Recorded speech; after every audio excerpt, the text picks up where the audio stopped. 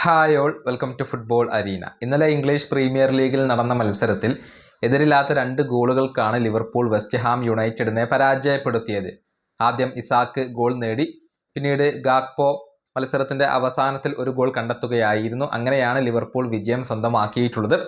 West Ham യുണൈറ്റഡിന്റെ Brazilian താരമായ Lucas പക്കേറ്റ ഈ മത്സരത്തിന്റെ 2ാം പകുതിയിൽ റെഡ് കാർഡ് കണ്ടുകൊണ്ട് പുറത്തു പോയിരുന്നു. കൃത്യമായി പറഞ്ഞാൽ 84-ാമത്തെ മിനിറ്റിലാണ് പക്കേറ്റയ്ക്ക് റെഡ് കാർഡ് ലഭിച്ചത്.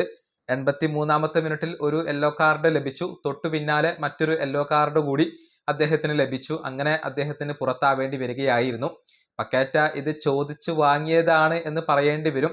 അതായത് റഫറിയോട് നിരന്തരം തർക്കിച്ചത് കൊണ്ടാണ് ഈ റെഡ് കാർഡ് റഫറി അദ്ദേഹത്തിന് നൽകിയിട്ടുള്ളത്. മത്സരശേഷം ഇതേക്കുറിച്ച് ലുക്കാസ് പക്കേറ്റ സംസാരിച്ചിട്ടുണ്ട്.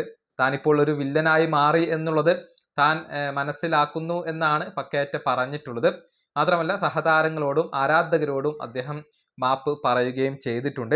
ബ്രസീലിയൻ താരത്തിന്റെ വാക്കുകൾ ഇങ്ങനെയാണ്: ഞാനിപ്പോൾ ഒരു വില്ലനായി മാറി എന്നുള്ളത് ഞാൻ മനസ്സിലാക്കുന്നു. എൻ്റെ ജീവിതത്തിൽ ഇതുവരെ സംഭവിച്ച എല്ലാ കാര്യങ്ങളും നിങ്ങൾക്കറിയാമല്ലോ. എല്ലാം കഠിനമായിരുന്നു. പക്ഷെ അതൊന്നും എന്നെ ബാധിക്കില്ലെന്ന് ഉറപ്പുവരുത്താൻ ഞാൻ ശ്രമിക്കും. ഇതൊന്നും എൻ്റെ റെഡ് കാർഡിനുള്ള ന്യായീകരണങ്ങൾ അല്ല. അതുകൊണ്ട് തന്നെ ഞാൻ എൻ്റെ സഹതാരങ്ങളോടും ആരാധകരോടും മാപ്പ് ചോദിക്കുന്നു. ഇതാണ് ലുക്കാസ് പക്കേറ്റ പറഞ്ഞിട്ടുള്ളത്. നമുക്കറിയാം, നേരത്തെ ഒരു ബെറ്റിംഗ് ആരോപണം ഇദ്ദേഹത്തിന് നേരെ ഉയർന്നിരുന്നു. അതായത് ബെറ്റിംഗ് സംഘങ്ങളെ സഹായിക്കാൻ വേണ്ടി മനഃപൂർവ്വം യെല്ലോ കാർഡുകൾ വഴങ്ങുന്ന ഒരു താരം എന്ന ഒരു ചീത്തപ്പേര് അദ്ദേഹത്തിന് ഉണ്ടായിരുന്നു.